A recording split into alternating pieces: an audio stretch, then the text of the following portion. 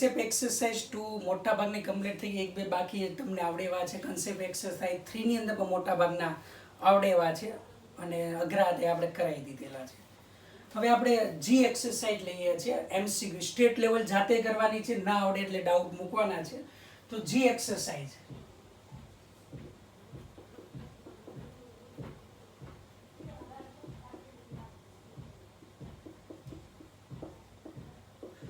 જી એક્સરસાઇઝમાં single correct level 1 ની અંદર first the frequency f of vibration of mass m suspended from a spring constant k is given by એટલે કે f એ frequency છે, vibration of mass m એટલે કે દળ શું કરે છે, દોલન કરે, એની આવૃત્તિ f છે, જેને કે બળચાન ધારથી સ્પ્રિંગ સાથે જોડેલ છે અને એનું જે આવૃત્તિનું સૂત્ર આપ્યું છે c m⁻x k⁻y, જ્યાં c પરિમાણ રહિત અચળાંક છે. તો તમને અહીંયા x અને y ની કિંમત જોઈએ છે, x અને બીજું y. m શું છે, દળ એટલે kilogram, dimensional formula m1 L0 T0, k એટલે બળ અચળાંક, સ્પ્રિંગ નો બળ અચળાંક એનો એકમ આવશે ન્યૂટન પર મીટર. ઓકે, ન્યૂટન પર મીટર. ડાયમેન્શનલ ફોર્મ્યુલા છે m1 L0 T-2. ઓકે, બળ અચળાંક. ચાલો હવે આગળ લઈએ. f એ આવૃત્તિ છે, વાઇબ્રેશન એટલે આવૃત્તિ, એનો એકમ આવશે સેકન્ડ ઇનવર્સ, પારિમાણિક સૂત્ર m0 L0 T-1 થશે. તો આમાં કિંમત મૂકી દઈએ તો m0 L0 T-1 c પરિમાણ રહિત દળ એટલે m1 એની કેટલી ઘાત છે, x ઘાત છે, k એટલે m1 L0 T-2 એની કેટલી ઘાત છે, y. તો m0 L0 T-1 m⁻x m⁻y L⁻0 T⁻2y. તેથી આવશે m0 L0 T-1 આધા સરખો ઘાતાંકનો સરવાળો x + y, L0 છે T-2y. બંને બાજુ અનુરૂપ રાશિના પરિમાણો સરખાવીએ તો અહીંયા દળ છે, દળને સમતુલ્ય 0 છે અને અહીંયા છે x + y. એન્ડ l માટે નથી લેતા, t માટે લઈએ. અહીંયા t છે -1, અહીંયા આવશે -2y, તેથી y = 1/2. આ કિંમત અહીંયા મૂકો તો x = -1/2 આપણે લખી શકીએ. તો x અને y બેની કિંમત આપણને આ રીતના મળશે. બીજો MCQ અહીંયા, the quantities a and b are related by a relation a/b આપ્યું છે, કેટલું આપ્યું છે, m, where m is the linear density. Okay, જ્યાં m શું છે, ઘનતા. ત્યાર પછી એ છે બળ, એ તમને અહીં આપેલું છે, બળ આપેલું છે. ઓકે, તો લિનિયર ડેન્સિટી પણ આ રેખીય ઘનતા કહેવાય, લિનિયર એટલે રેખીય. પછી આપેલું છે તો ડાયમેન્શન્સ ઓફ b જોઈએ છે. તો આપણે લિનિયર ઘનતા છે, રેખીય દળ ઘનતા, એકમ લંબાઈ દીઠ દળ, દળ છેદમાં લંબાઈ, એનો એકમ આવશે કિલોગ્રામ પર મીટર. ઓકે, તો બળ બરાબર કિલોગ્રામ મીટર પર સેકન્ડ સ્ક્વેર. તો b નો એકમ અને b જોઈએ છે, તો b ને સબ્જેક્ટ બનાવવામાં તો a/ શું લખાય, m. a એટલે કિલોગ્રામ પર મીટર અને આ છે કિલોગ્રામ મીટર પર સેકન્ડ સ્ક્વેર, કિલોગ્રામ જાય, છેદનો છેદ અંશમાં second square by metre square. તેથી ડાયમેન્શનલ ફોર્મ્યુલા b ની આપણને મળે તો b ની ડાયમેન્શનલ ફોર્મ્યુલા થાય m0 L2 નીચે છે એટલે L - 2 T2 આપણે લખી શકીએ છીએ. ઓકે, તો આ 1 and 2, second and first and second. ત્યાર પછી થર્ડ કીધેલું છે. તો થર્ડ ની અંદર તમારે અહીંયા છે 1/2 ε0 E સ્ક્વેર છે, એનું પારિમાણિક સૂત્ર તમારે જોઈએ છે. તો 1/2 ε0 ઇન્ટુ E સ્ક્વેર એનું ડાયમેન્શનલ ફોર્મ્યુલા આપણે મેળવવાની છે. તો થર્ડ ની અંદર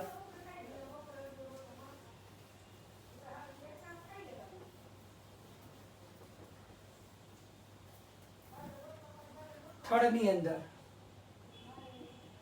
1/2 ε0 E સ્ક્વેર, જે ε0 ને શૂન્ય અવકાશની પરમિટિવિટી E વિદ્યુત ક્ષેત્ર. ચાલો હવે શૂન્ય અવકાશની પરમિટિવિટી, આનો એકમ ε0 નો એકમ છે coulomb square, newton metre square છે. યાદ રાખીશું, 12મા ધોરણમાં આવશે. આનું ડાયમેન્શનલ ફોર્મ્યુલા આવે કુલમ એટલે એમ્પિયર ઇન્ટુ એટલે A2 T2 થશે, એમ્પિયર ઇન્ટુ સેકન્ડ. ન્યૂટન એટલે આપણને જે ઓપ્શન આપેલું છે એ અને ટી ના સ્વરૂપમાં છે, એટલે એના સ્વરૂપમાં જ આપણે લઈ લેશું. ન્યૂટન એટલે m1 L1 T-2 and L2. આનું ડાયમેન્શન થશે m1 આધા સરખો ઘાતાંકનો સરવાળો, L-3 ઉપર જાય એટલે માઇનસ, T ઉપર જાય એટલે plus, T4 and A2.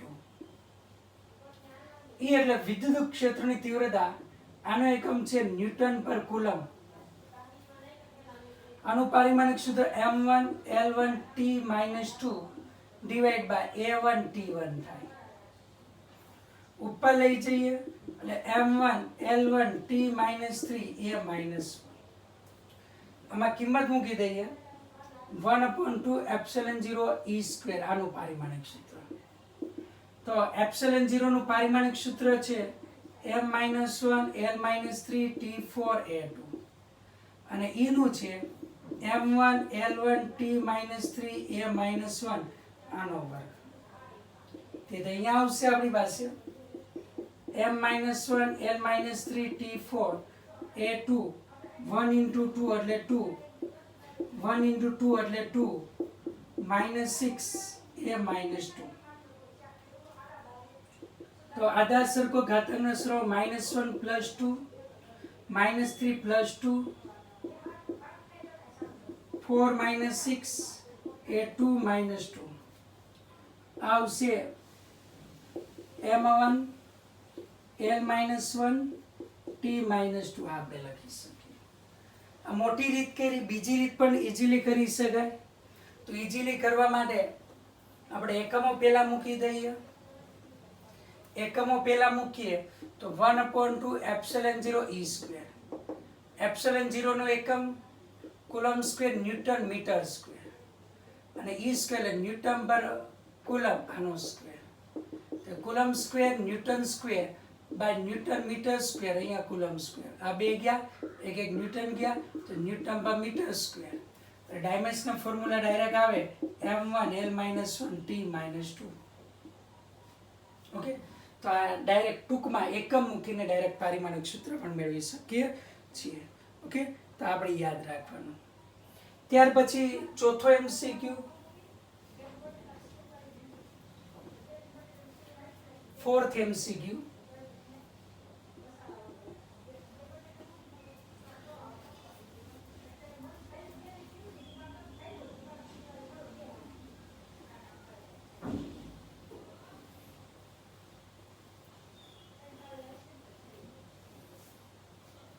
Fourth MCQ ની અંદર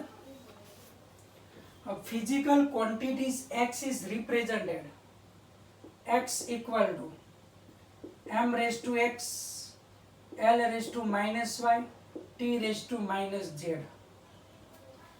Maximum percentage error in the measurement delta m by m given ગુણ્યા 100%, એ આપેલું છે એ ટકા.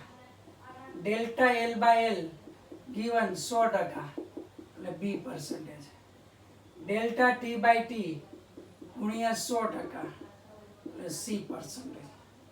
The maximum percent in the measurement of x will be ખાલી જગ્યા x ના માપનમાં મહત્તમ પ્રતિશત ત્રુટિ. તો આને આમ લખી શકાય કે x equal to m raised to x l raised to y t raised to z. તેથી delta x by x equal to આમાં ઘાત આગળ લખો small x delta m by m, ઘાત આગળ લખો y delta l by l, ઘાત આગળ લખો ડેલ્ટા ટી બાય ટી. 100 વડે ગુણાકાર કરું ડેલ્ટા એક્સ બાય એક્સ ગુણ્યા 100% equal to X delta M by M ગુણ્યા 100% plus Y delta L by L ગુણ્યા 100% plus Z delta T by T ગુણ્યા 100%. આના બરાબર લખી શકાય a percentage x into a percentage plus y into b percentage plus z into c percentage. The answer is કેટલો આવશે x a percentage common લેવાય તો કોમન લઈ શકો plus y b percentage plus z c percentage. Okay, તો આ તમારો answer આવે છે. ત્યાર પછી પાંચમો fifth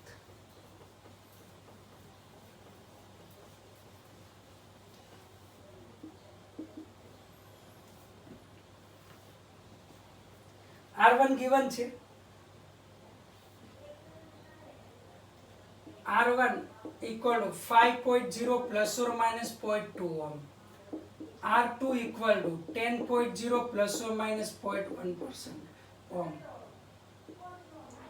So what is the total resistance in the parallel with possible percentage error? એટલે કે તમને અહીંયા કીધેલું છે સાપેક્ષ ત્રુટિના સ્વરૂપમાં આપણે અહીંયા મહત્તમ ત્રુટિ આપણે ફાઇન્ડ કરવાની કીધેલી છે. ઓકે, પણ કયું જોડાણ કીધેલું છે? સમાંતર જોડાણ કીધેલું છે. તો આપણે લઈએ સમાંતર જોડાણ માટે.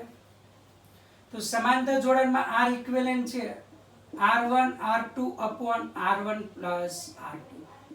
કયું જોડાણ છે? સમાંતર.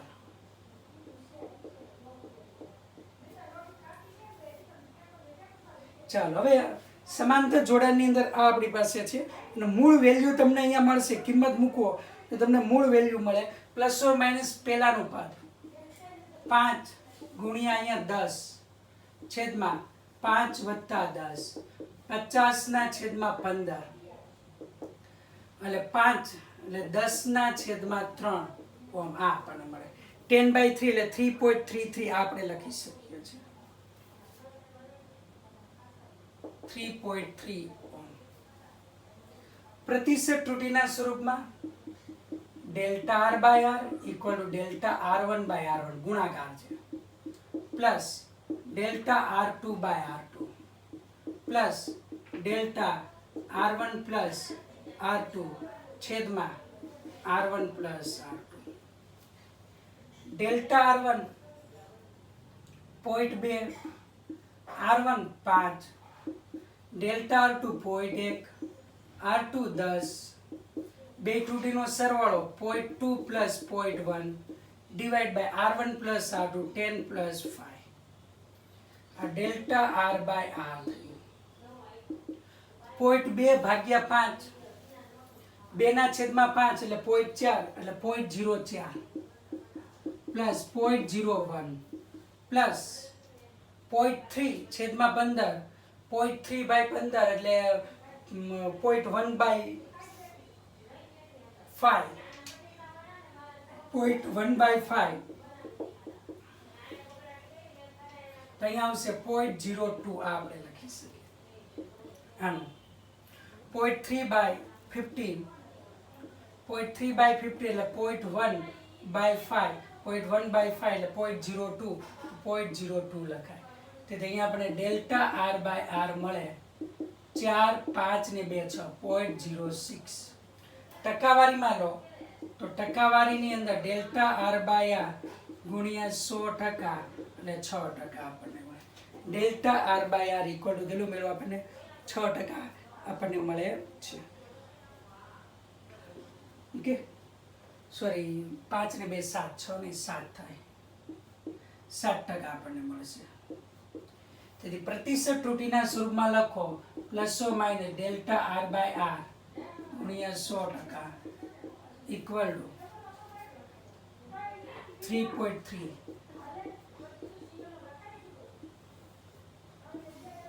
ઓકે, તો આ રીતના આપણે સમાંતર જોડાણના ઇક્વિવેલન્ટ રેઝિસ્ટન્સ ફાઇન્ડ કરી શકીએ છીએ.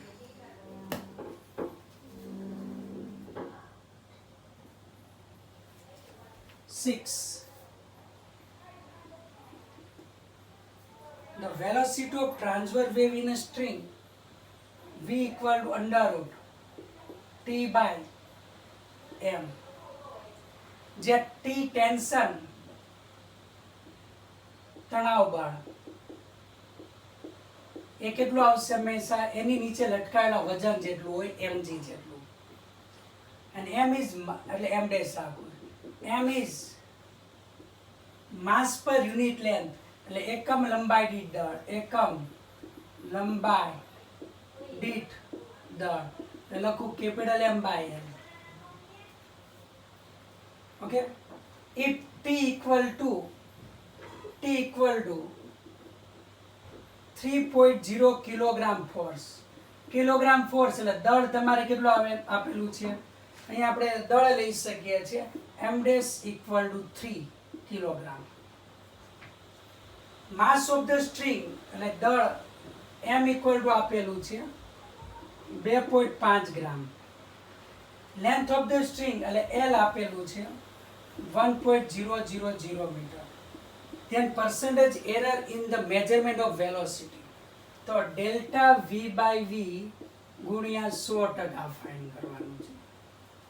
અહીંયા v equal to under root t ના બદલે લખું m dash g અને m ના બદલે લખું capital M by L, capital M by L છેદનો છેદ અંશમાં m dash g L by capital M. ત્રુટી લઈએ